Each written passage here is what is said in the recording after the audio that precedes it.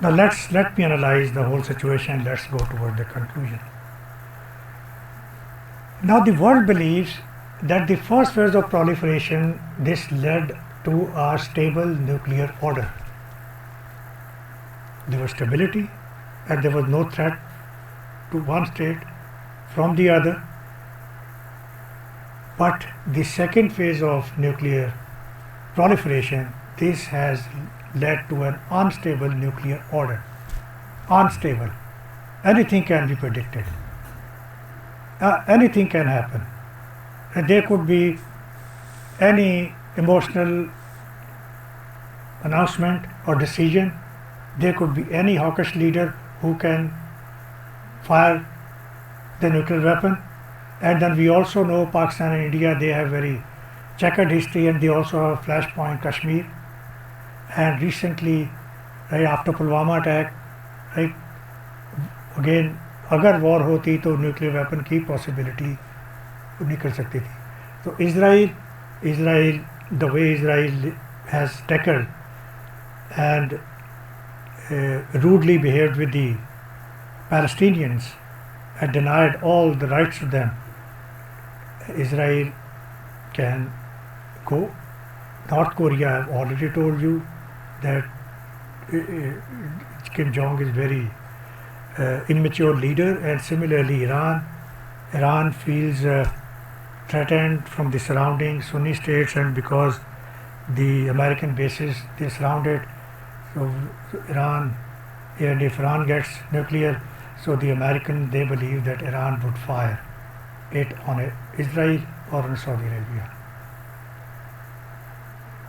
And from this program, from this, if Iran becomes nuclear, America has given an indication to Saudi Arabia and Qatar that we will also, right, help you in getting nuclear. Look here. Okay, because, right, you have not tackled the things on merit. And similarly, America is again giving the hint to Japan and South Korea, that we will protect you, and if needed, we will send you the nuclear weapon. And at the same time, America has also allowed Japan to amend its constitution and have its own military, which was banned after Second World War.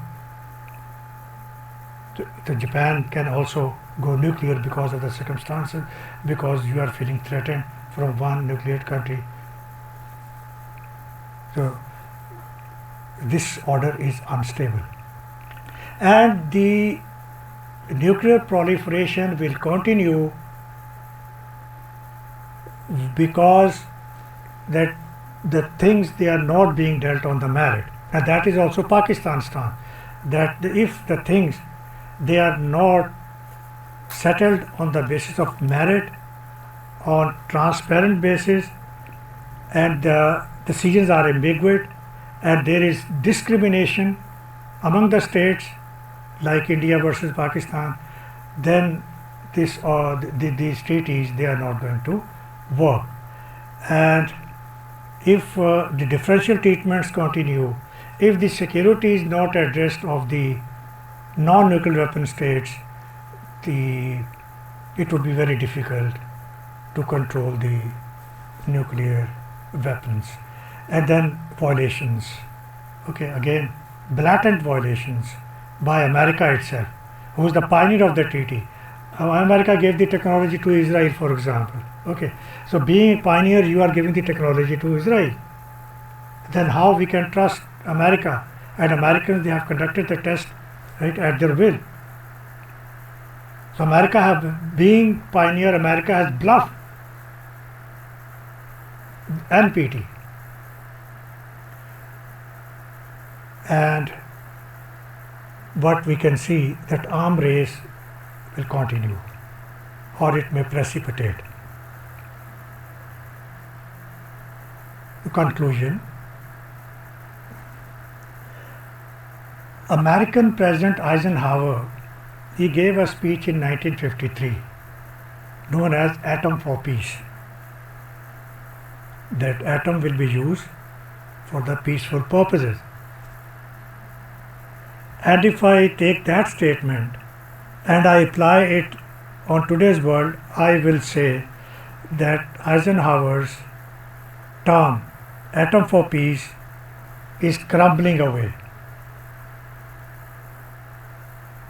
And according to one author of John Carrera, Shopping for the Bomb. This was the name of the book, Shopping for the Bomb by John Carrera.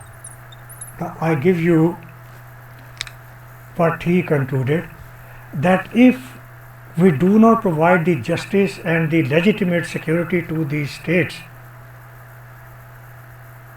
then with this system, the proliferation will continue, and in the next 20 years, we may see 20 more nuclear states.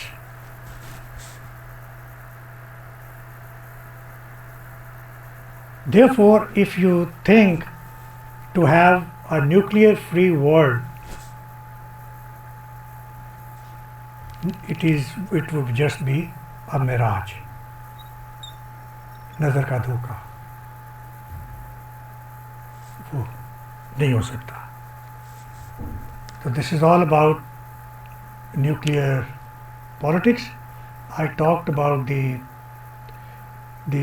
factors of nuclearization, proliferation phase 1, proliferation phase 2, non-proliferation effort, and mainly I discussed NPT, and then I gave you the analysis and the conclusion. Hope you have enjoyed my lesson, my session. Thank you very much.